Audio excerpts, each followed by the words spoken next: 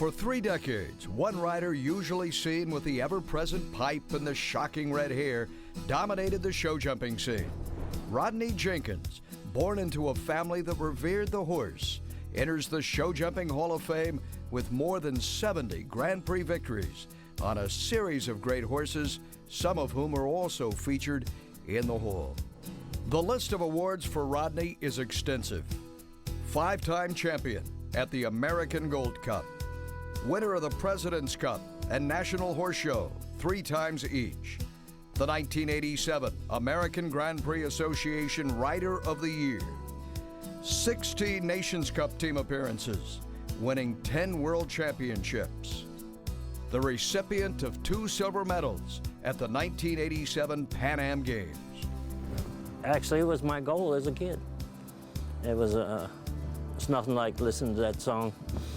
Yes, sir, you listen to that national anthem when you win something big, it makes your heart pumped up.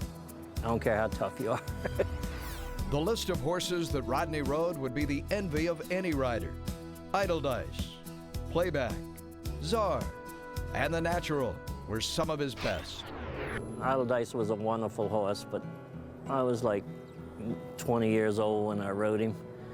He was much smarter than I was, so I was a little in awe of him. I didn't appreciate probably how good he was, and the horse was so sensitive to everything. He's very smart.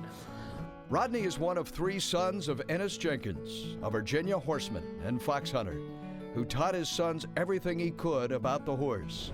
From an early age riding ponies, it was obvious that Rodney had a special talent for riding. And as his brother Larry observed, he could get along with any horse, whether he liked them or not.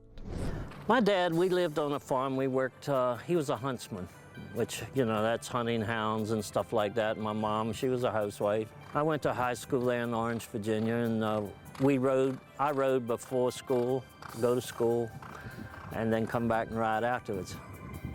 When I first got started, my dad had all these field hunters. I'd take out there and I'd go to the woods and build courses, because I always wanted to show jump or be a hunter rider, whatever. I go down and build courses and stuff. I ruined all these field hunters.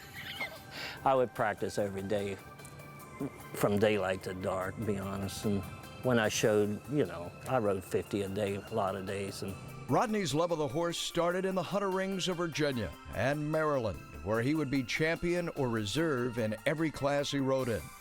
His style could best be described as sympathetic. He never forced a horse to jump, only guiding them gently around a course, understanding what the horse needed to know to make a good ride. Horses are creatures of habit. Horses are all different like we are. You have to find the formula by being around them. Once you ride them, you feel what they want. Instinct of man to the horse is very important. Actually, the most attribute any rider can have is think what that horse is thinking before he thinks it. In 1995, after a nearly 5-year absence from the ring, Rodney came back to ride at Upperville. It was an unusual appearance that caught the attention of commentator Lisa Bird, who captured this rare interview. Rodney, the last time I saw you was 4 years ago, coming out of the end gate at Harrisburg, and I was standing right there.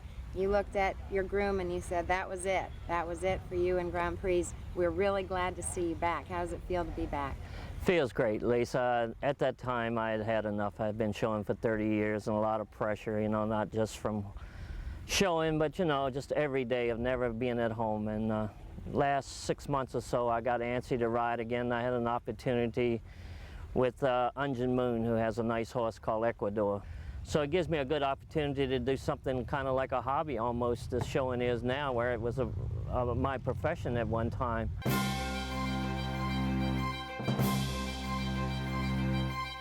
Today, Rodney and his family continue to work and live in the world of horses.